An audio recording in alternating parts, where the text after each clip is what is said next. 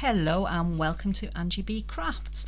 Today I'm going to be having a look at these rulers. Now I've had these rulers for quite a long time, but I've noticed a few people commenting on the fact that they're struggling with getting perfect layers when they're doing the matting and layering.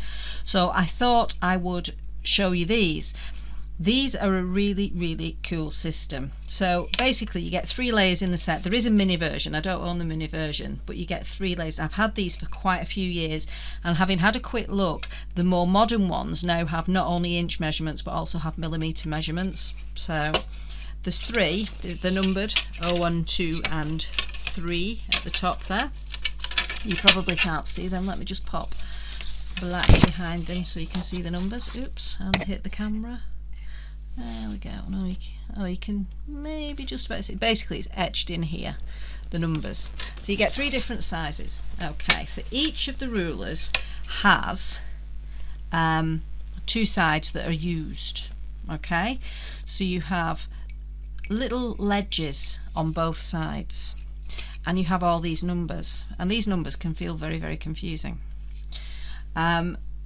Basically, if you can read the number, that's the way it's going, that's the way that the bit you're looking at is going to be. So if I wanted 1/4 of an inch, I would look here and say that's the right way around.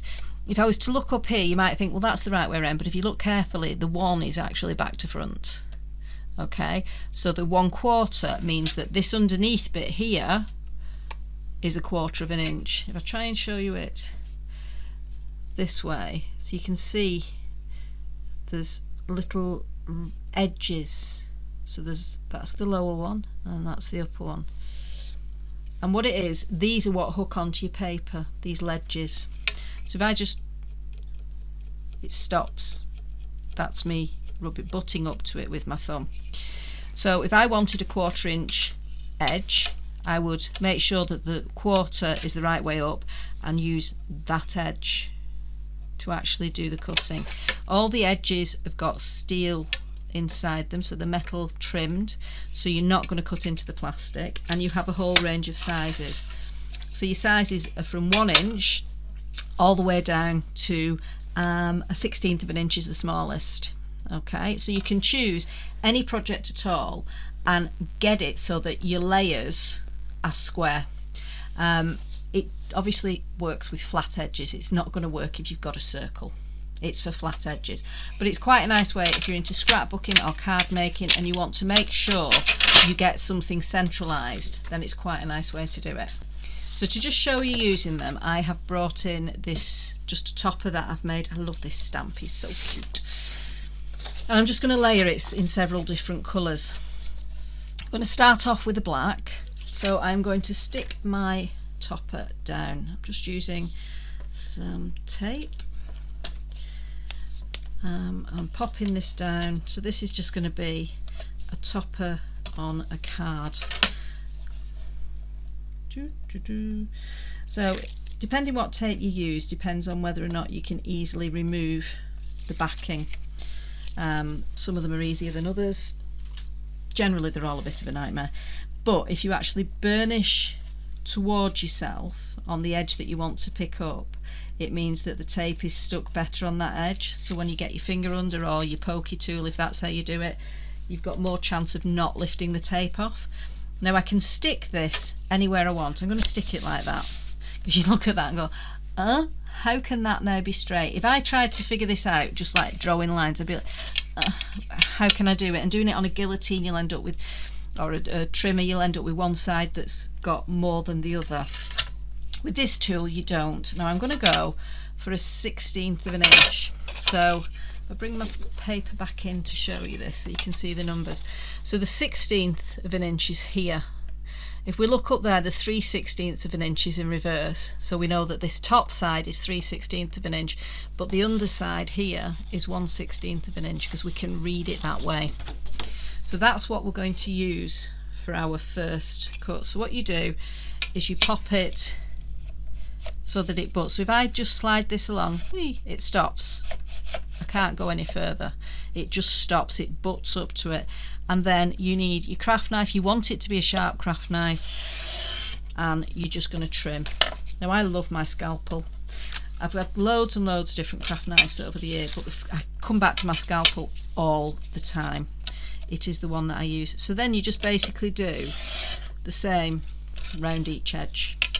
Okay, so we now have, as you will see momentarily, a perfect edge. Apologies for that, my alarm just went off on my phone. So now if you look at that, we stuck it on wonkily, but now it's got a perfect edge on it. Looks quite good. I'm going to add another layer. What happens when we add another layer? Let's find out. I think I'm going to go with blue this time. So get my tape, stick some tape on. I think this tape is just from Amazon. I seem to recall getting a big bag of it from Amazon. Everyone has their own routine that they do with using the tape, so just do your routine. As long as what you're doing works, don't worry about it. So there's one. That quick burnish at one end just makes it a little bit easier. And there's 3 pieces off, and then I'm going to stick this one at this end. We'll stick it like that. Doesn't really matter, I'm not worried. I mean, I've kind of eyed that up because we tend to get into the habit, don't we, of eyeing it up. So I've eyed that up and gone, oh, that's roughly central. But actually I don't want it that thick.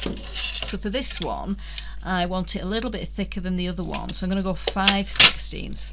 So if I show you this again, bring in my white card. So 5/16, that's upside down. So I need to flip the ruler to get 5/16, which means this edge here is now 5/16.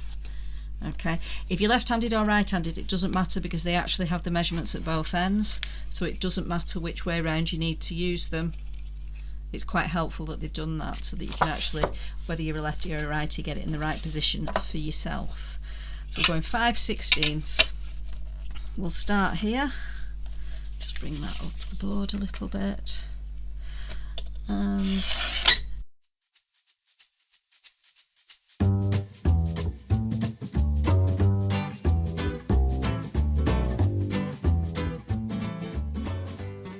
so there we go, 5/16 of an inch all the way around.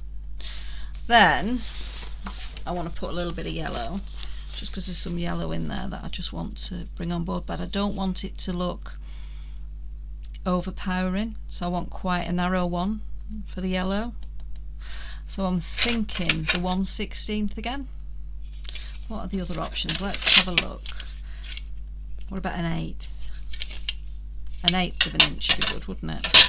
I'm not happy with this edge. This edge has gone a little bit skew with, so I'm just going to try and neaten it up. Where's my 16th gone? There it is. 5/16. Butt it up. Let's see if we can just tidy this edge. Oh, that's better. Happier with that now. There we go. So you just take your time. Don't panic. If it starts to look a bit wonky, don't worry about it. Don't panic. So exactly the same thing. Stick it down. Because this is getting a bit bigger, I'm just adding a little bit more tape on the edges. You know, I had this tape for ages and I hadn't realised it was actually rippable. And I've always wanted rippable tape, but I hadn't realised I already owned it. And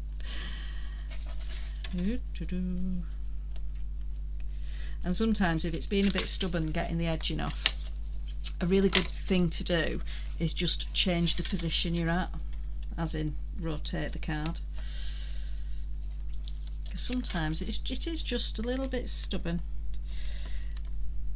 If you get any overlapping bits like we've got on this corner, don't panic, because that'll just stick down now to there.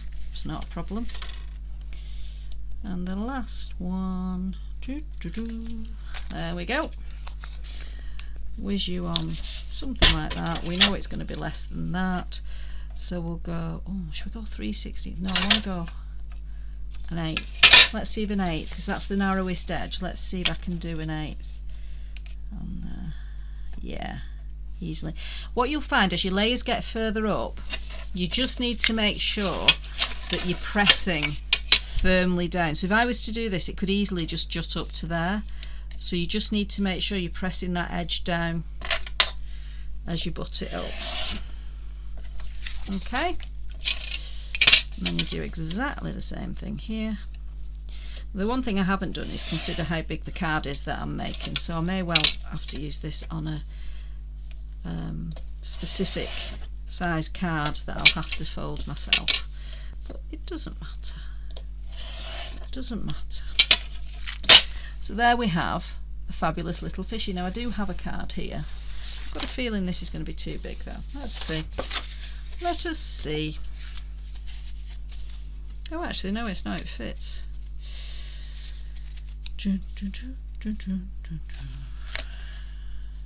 Like so. Right, just going to make sure my card is correctly folded. Give it a bit of a burnish.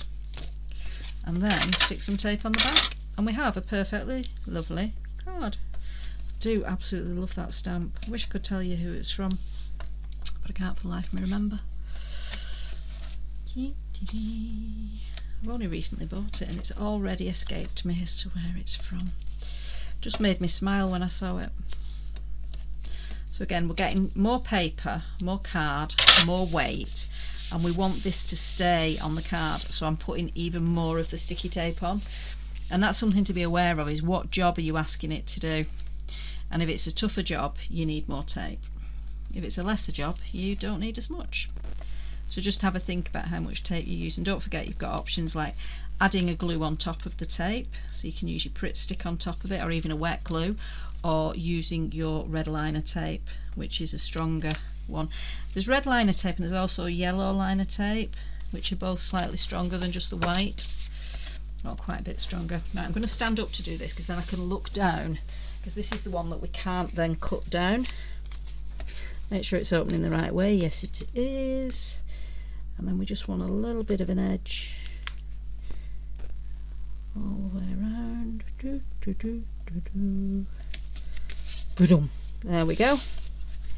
And there we have the card. You can put whatever sentiment you want on it, but that's it done. And that was just using the Perfect Layers tools. I think they're absolutely brilliant and I would recommend them. If you are doing a lot of card making or you're doing a lot of scrapbooking, they just make life that bit easier. I hope you found that useful, and thank you very much for watching. Bye for now.